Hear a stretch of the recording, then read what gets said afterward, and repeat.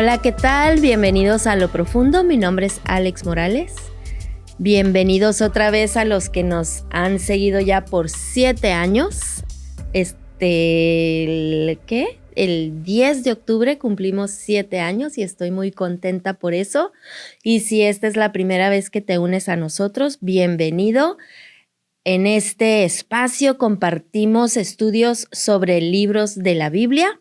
A veces también estudiamos algún libro sobre algún tema en específico de algún autor cristiano. Y como lo dice el título de nuestro podcast, el propósito es estudiar la Biblia a profundidad, no quedarnos nada más en lo bajito, sino irnos a lo profundo para aprender acerca de la palabra de Dios. Espero que sea una bendición para ti. Gracias por otra vez unirte después de que tuvimos un descanso bastante largo. Tuvimos varias cosas en nuestra familia y tomamos un tiempo y un espacio para dedicárselos a nuestros hijos y a diferentes actividades. Se casó nuestra hija, tuvimos vacaciones familiares y bueno, mi esposo y yo cumplimos 30 años de casados. Gracias a los que nos estuvieron enviando mensajes, ya estamos de regreso y hoy vamos a empezar a estudiar el libro de Romanos. La idea es que terminando Romanos nos sigamos con la siguiente carta de Pablo y así nos vayamos corrido. No sé si tú nos acompañaste a estudiar el libro de Juan. Acuérdate que ese libro nos tomó casi un año para estudiar. Así es que, pues no sé cuánto nos vayamos a tardar en estudiar Romanos, pero espero que sea algo que impacte tu vida. Es el libro favorito de muchísimos. Muchas veces les he platicado en este canal acerca de una discípula, hija espiritual llamada Tiana, que el Señor me dio y que ahora ya está con Él en su presencia. Y siempre que estudio el libro de Romanos me acuerdo de ella porque era su favorito. Y pasábamos mucho tiempo platicando acerca de las diferentes, pues, ¿cómo le puedo llamar? Los diferentes tesoros realmente que podemos encontrar en el libro de Romanos. Para entender el libro de Romanos, vamos, ustedes ya saben, los principios para estudiar la Biblia. Uno de ellos es que entendamos el contexto en el que se escribe el libro, que entendamos para quién fue escrito, hacia quién iba dirigido, porque luego nos andamos apropiando cosas que no nos corresponden. Newsflash, en Romanos todo te corresponde, ¿ok? Ahorita vas a saber por qué.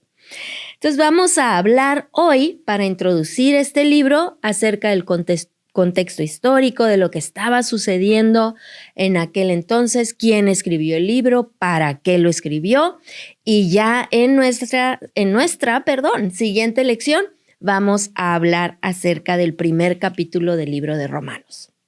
Entonces, el autor de Romanos es Pablo. Curiosamente, a diferencia de sus otras cartas, Pablo nunca había ido a la iglesia de Roma, ni siquiera fue una iglesia que él estableció. Las otras cartas son a iglesias que él fundó y que después se les manda cartas o para felicitarlos o para regañarlos y jalarles las orejas o para afirmarles algo de lo que él ya les había ido a enseñar personalmente. En el caso de los romanos, Pablo nunca había visitado la iglesia de Roma y es una iglesia que no fue fundada por él. Se cree que la iglesia de Roma se fundó con un grupo de judíos o de nuevos creyentes que habían regresado de Jerusalén después de haber celebrado allí el Pentecostés. ¿Se acuerdan que cuando cae el Espíritu Santo sobre los discípulos en el Pentecostés, Pedro sale y le predica a una multitud de 3,000. En esa multitud había gente que venía de todo el mundo y se cree que los que regresaron de ese evento son los que fundaron la iglesia de Roma.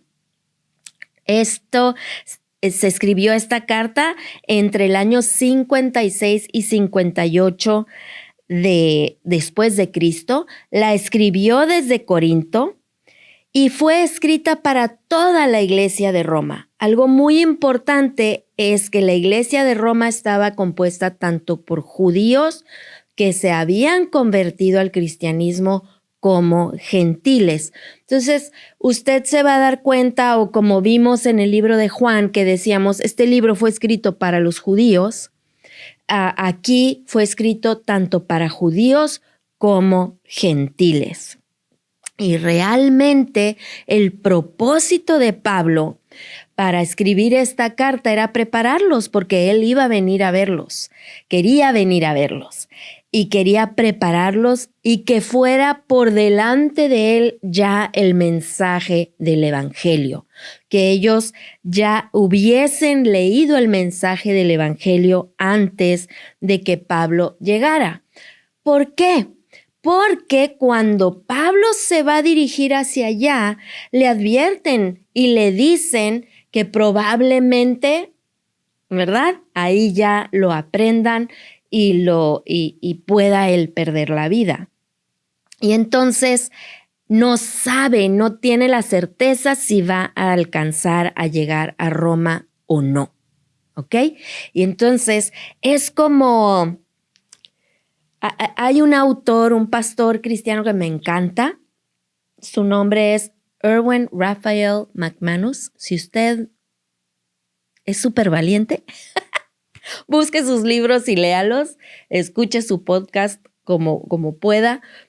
Nada más que es para valientes, el hermano McManus. Y entonces, él fue diagnosticado con cáncer hace unos años y escribió un libro que se llama La Última Flecha, algo así, The Last Arrow.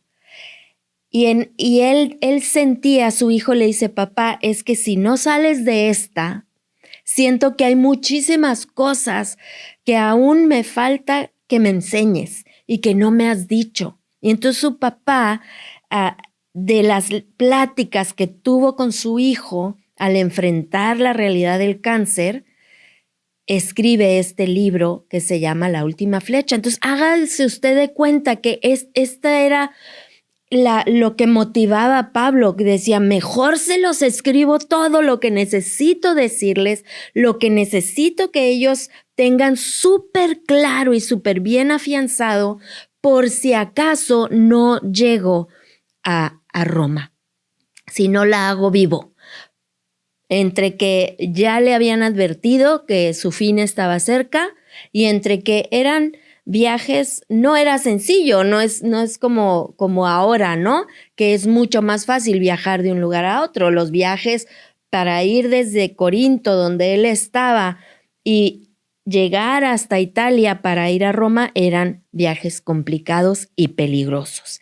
Y él quería asegurarse que si acaso él no lograba llegar, ellos tuvieran todo el mensaje. Entonces, imagínese usted tener que sentarse a analizar, ok, si nunca puedo hablarles en persona, ¿verdad? ¿Qué querría escribirles? Y por eso este libro de Romanos, ya estudiamos antes el libro de Efesios y decíamos que era como la obra maestra de Pablo en cuanto a una obra literaria, pero la obra más densa de Pablo es el libro de Romanos. Si usted no lee ningún otro libro de la Biblia porque le da flojera, porque no le entiende, porque no sabe por dónde empezar, el que no se puede perder definitivamente, ya sé que yo siempre les digo que es Génesis, pero el que de verdad no se puede perder es Romanos.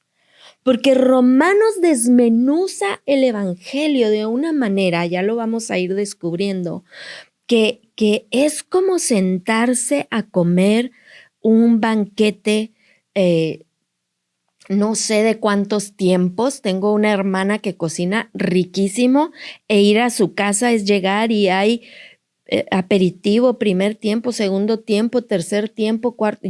Dios mío, nos hace la ensaladita, el no sé qué, el pescado, la carne, todo completo. Eso es Romanos.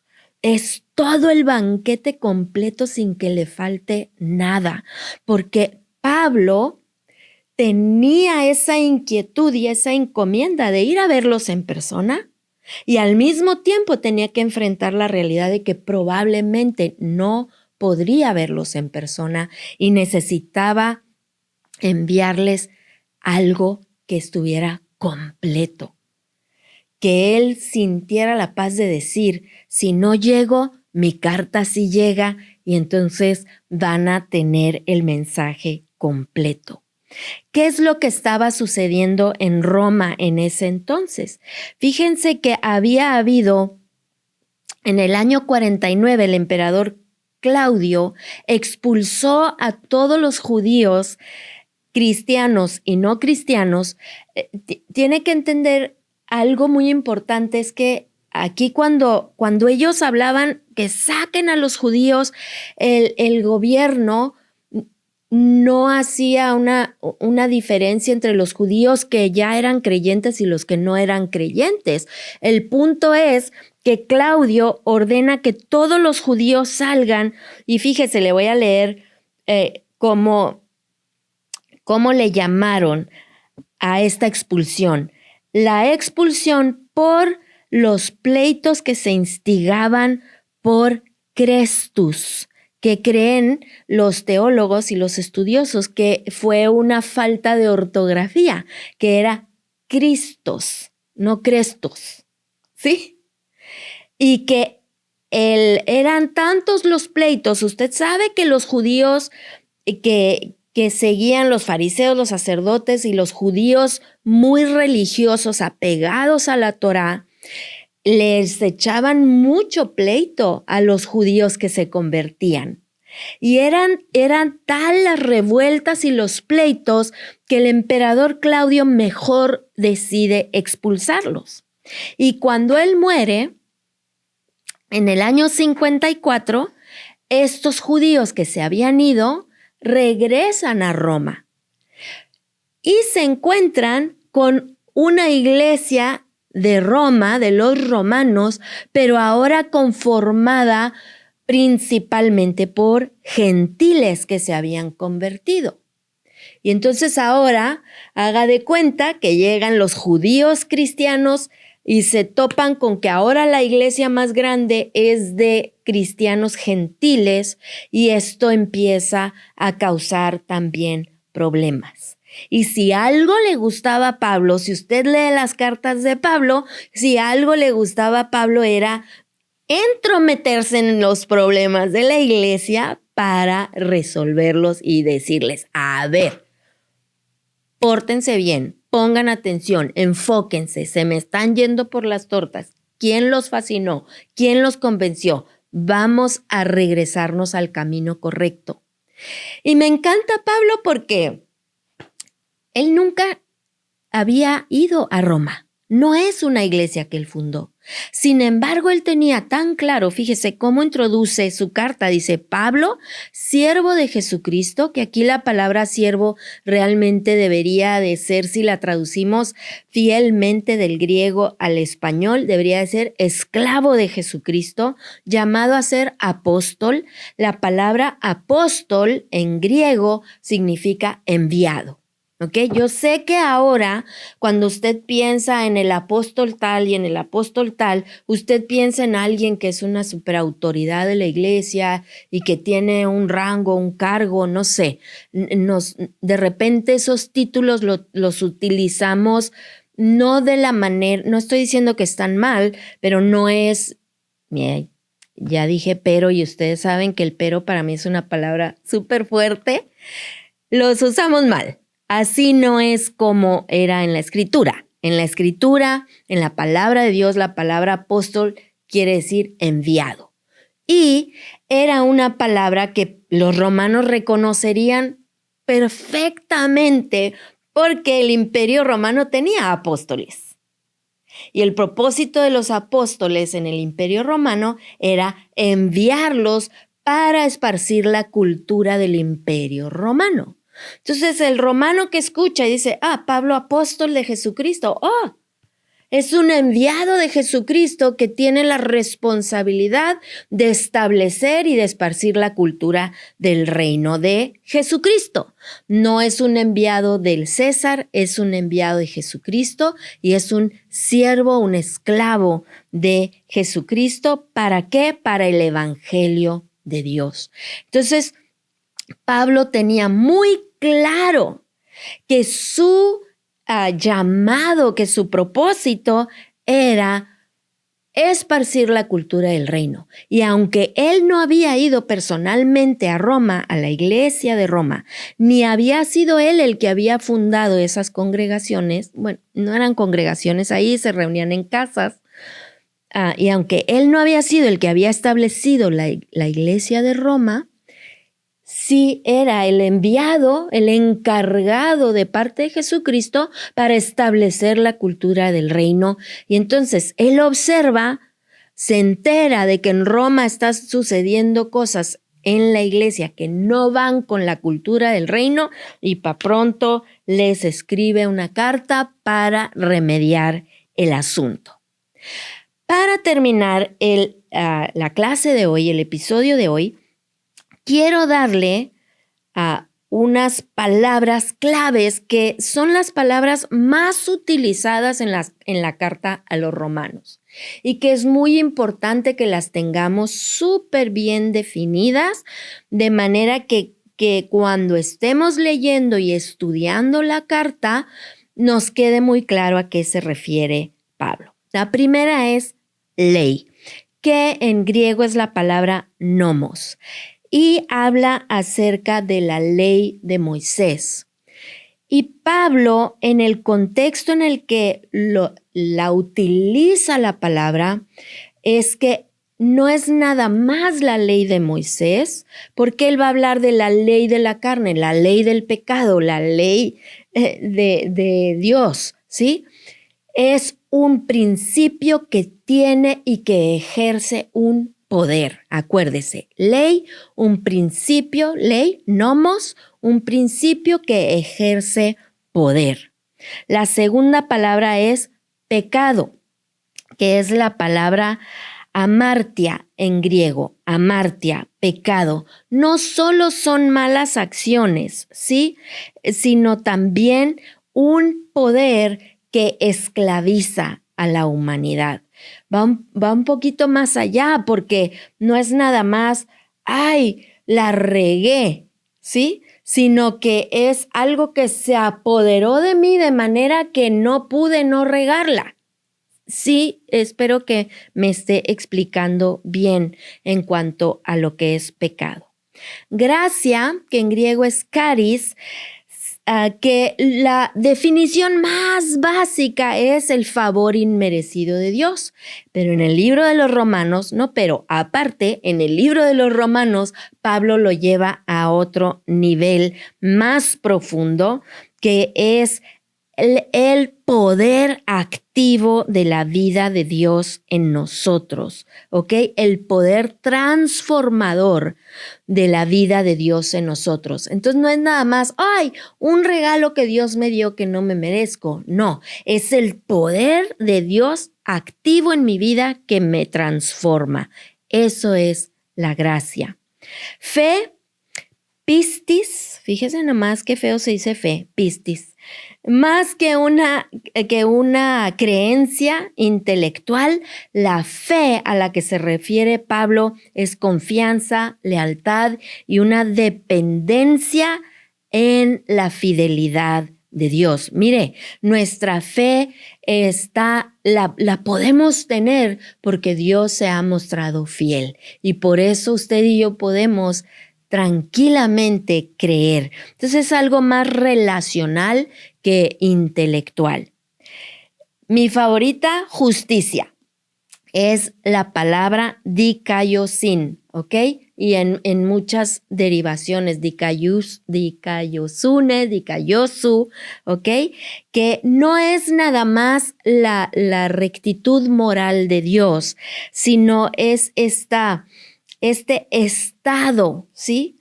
Que Dios le da al creyente de ser recto, de tener la rectitud de Jesús porque es uno con Jesucristo.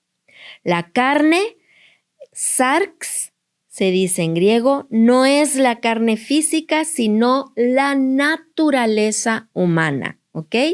La naturaleza o las debilidades humanas. Y por último, espíritu con mayúscula, neuma con mayúscula, que es la presencia del Espíritu de Dios que nos da poder.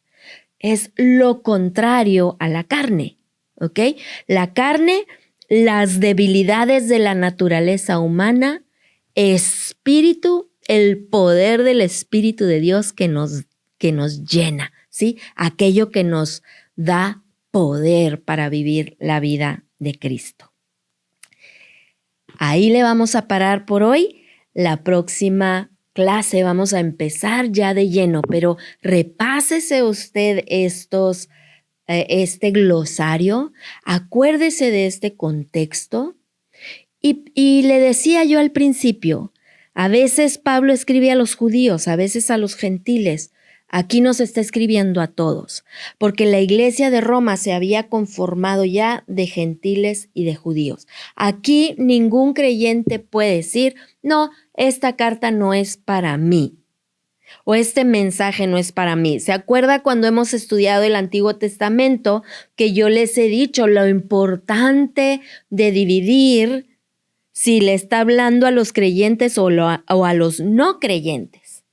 Aquí Pablo nos está hablando a todos. Todos tenemos que recibir un mensaje de la carta de Pablo. Y vaya, ¿qué mensaje vamos a estudiar?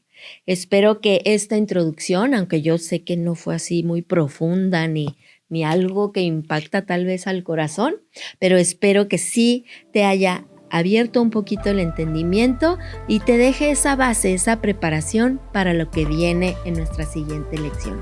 Que Dios te bendiga y nos vemos la siguiente clase para iniciar con Romanos 1.